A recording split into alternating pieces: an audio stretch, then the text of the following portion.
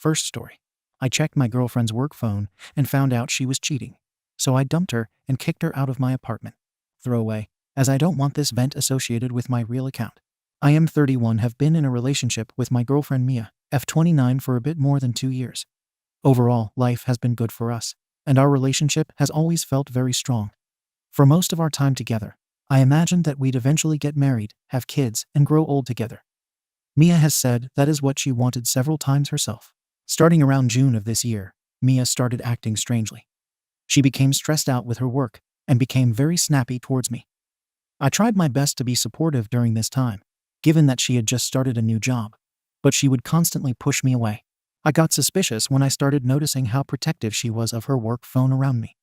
She'd be reading stuff on it all the time, and she always looked so happy while doing so. Whenever I would come by, she would quickly lock the screen. This continued for a few weeks, and I'm not proud to admit it, but I started shoulder surfing Mia whenever she'd bring out her work phone, and after about a week of this, I learned the password. What's ironic is that around this time I was also ring shopping, as I planned on proposing some point in the fall, but that never panned out. So, one day in August, when Mia was out with some of her friends, I took this as an opportunity to go through her work phone, and what I found completely destroyed me. I really don't want to get into the details, but in summary, Mia started a relationship with one of her coworkers, Paul. From what I could tell, it went on for about 2 months. Paul kept on pressing her to leave me, but Mia seemed reluctant and kept on giving him excuses for why she couldn't leave, but reassured him that she'd continue seeing him. When Mia came home, I confronted her, and she surprisingly owned up to it. She apologized and cried more than I ever remembered. She said she never meant to hurt me and that she'd take it back if she could. She claimed that her stress and depression clouded her judgment, and that Paul was a loser who couldn't compare to me. I don't remember much of the conversation, but I do remember it ending with us agreeing to take a break from each other for a few weeks so that I could gather my thoughts. She moved in with one of her friends that night. The pain and disappointment I felt over the next few weeks were crippling. Over time, I feel like I completely morphed into an angry and bitter person. I honestly don't even recognize myself sometimes. Mia returned to my apartment at the start of October and apologized again. She said that she couldn't even imagine the pain she brought me and has vowed to never cheat again. I do believe her, as she has asked Paul not to contact her unless it was work-related, and she has been trying her utmost to repair things with me. She is constantly putting in maximum effort to please me and is adamant that there is no one else she'd rather spend the rest of her life with. We have also started couples therapy on Mia's dime. But to be completely honest, I'm checked out of this relationship as everything about Mia annoys me now, from how she looks to the sound of her voice. At this stage, I've made up my mind that I want to dump Mia. The experience has spoiled this relationship for me. I've also started chatting with some other women on dating apps. I've been on some dates and spent a few nights away. I'm 90% certain that Mia knows what I'm up to, as I have not been discreet about what I've been doing at all. For example, a few nights ago, I was going on a date. I'm guessing Mia knew, as she asked me where I was going. I told her it was none of her concern. She seemed hurt by this, but didn't press me any further. She'll randomly say things like, "I love you," or "You mean so much to me," but I either just nod or act like I didn't hear her. I was telling a few of my friends about this last night, and they both think I should just dump her immediately since I'm wasting my own time and Mia isn't worth getting angry over. One of them suggested that I post here to gain some insights from a wider audience, since he thinks I'm being a bit of an arsehole for dragging this out. So here I am.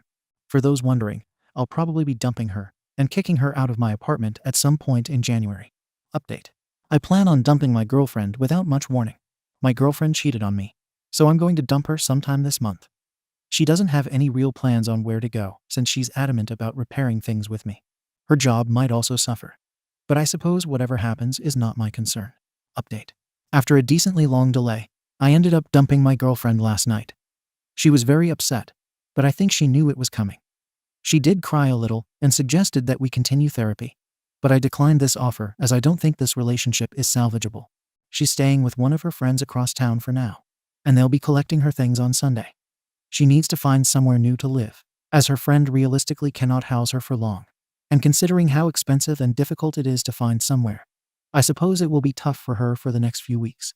I do somewhat regret wasting so much of my time keeping her around and pretending I was getting something out of therapy, but whatever can't change the past. I'm just glad she's out of my hair now. Update. My ex came by to collect her things this morning. She texted me last night, asking if the morning would be better than the afternoon we had planned. I accepted this since I kind of wanted it out of the way as soon as possible. She came with one of her friends, and they stayed for about an hour.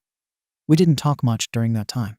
They just packed her things and took a few trips downstairs to put them in the car. I stayed in my home office the entire time, as I didn't want to interact with them. Once they finished, my ex came back upstairs alone, left me my second set of mail keys on the kitchen counter, and called me over to lock the door. We said our goodbyes, and she left. She seemed and looked very upset throughout the entire ordeal, but thankfully left quietly. It's now over. My apartment feels kind of strange now. If I'm being completely honest, I'd seriously consider moving myself if it wasn't in such a convenient location. Second story. I told my friend the real meaning of her tattoo, and everyone in the friend group got pissed at me. Throwaway. My friend group knows my main account. I 37M went out on New Year's Eve with a group of friends, and the group had some friends of friends, basically people I've only known in passing. One of them, Andy 39, brought his girlfriend Julie 30F. Julie decided to show off a tattoo she got last week. She rolled up her sleeve to show it, and she announced proudly that it said strength and beauty in Chinese. It was on her forearm, and I almost spit. Now, I have to explain that I'm half Korean, but people have mistaken me for Hispanic, so I don't really look Korean to most Westerners.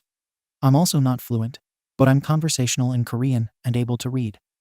The tattoo was in Hangul characters, and it definitely did not say strength and beauty. Julie got upset at my spit take and asked what my problem was. I said, "It's not Chinese, and it doesn't say what you think it does." She got even more mad and said what I would know. I explained I was Korean American, can read Korean, and what it says is not nice. I asked her what happened at the tattoo shop, and she said she always wanted to get Asian characters. She went to a shop and saw a Chinese guy in the shop and demanded he be the one to do her ink. I asked Julie and Andy if Julie did anything that could have pissed the tattoo artist off. She denied it, but Andy confessed she was super pushy about it and kept saying she wanted him to do it over any other artist in the shop because he would be used to the characters, plus a few other statements. By this point, she was crying and not enjoying hanging out on New Year's Eve. She wanted to leave and wanted Andy to take her. On her way out, she asked me what it said. I said, "It's like the worst thing you could call a woman. It's like B-word but worse." She just burst into tears while walking out.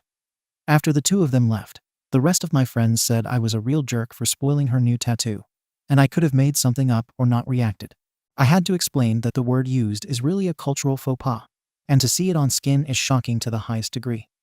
The fact that I was sipping on a beer when she revealed it only made a spit take impossible to avoid. Well, this morning I got some messages from friends saying I really should apologize to Julie for traumatizing her about her tattoo. I feel like this is ridiculous, like it's a really vulgar word on her arm, and if I had that on my skin, I'd like to know. But everyone else thinks that I should have just complimented her instead.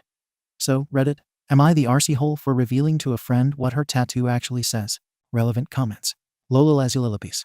Throw away multilingo. So you're just not going to tell us the word. I can read Hangul. OP. Hangul.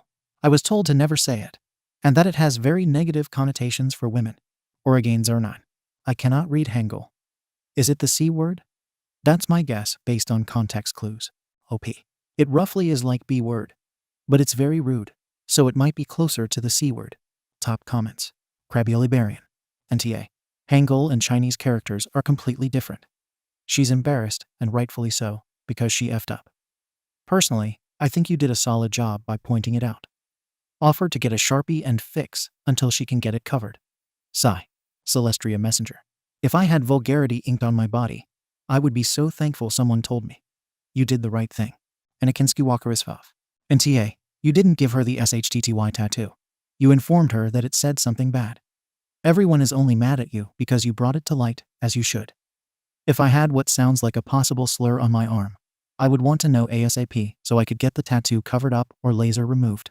Update. My friends contacted me a day later and apologized for responding to me the way they did on New Year's Eve. They said they were more worried about the Nai party being brought down that night, but after sleeping on it and getting back to work, most of them realized they too would have wanted to know if they got branded with a vulgar word.